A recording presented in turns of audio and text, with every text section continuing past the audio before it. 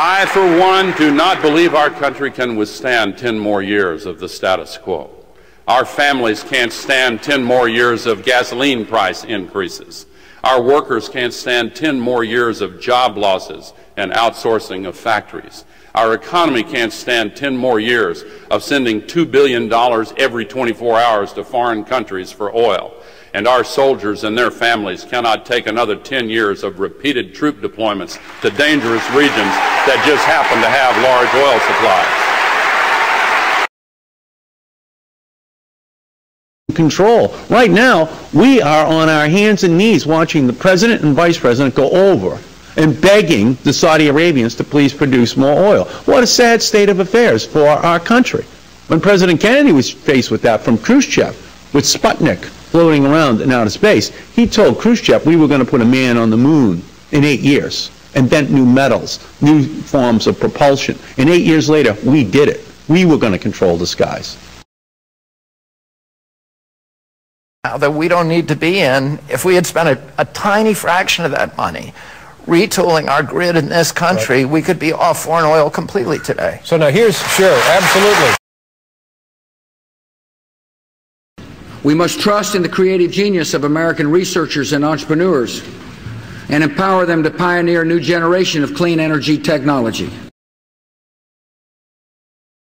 Am I the only one who finds it strange that our government so often adopts a so-called solution that has absolutely nothing to do with the problem it's supposed to address?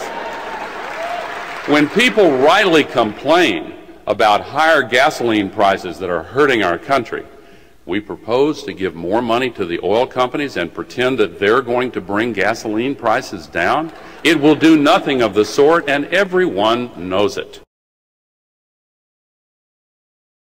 In the quest for alternatives to oil, our government has thrown around enough money subsidizing special interests and excusing failure.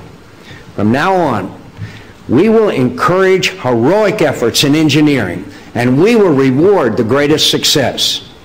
I further propose we inspire the ingenuity and resolve of the American people by offering a $300 million prize for the development of a battery package that has the size, capacity, cost, and power to leapfrog the commercially available plug-in hybrids or electric cars.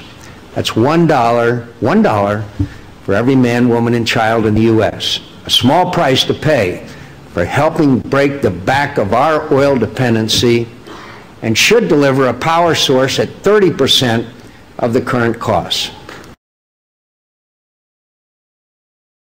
I work with a firm called Vantage Point Venture Capital, which is at this moment rewiring all of Israel and about to rewire all of Denmark, so that both of those countries are going to completely eliminate gasoline cars within the decade.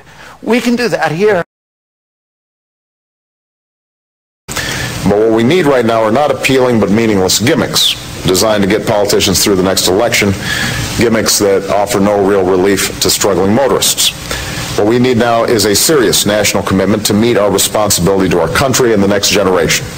A serious and sustained commitment to transition our economy from our dependence on oil to clean, affordable sources of energy.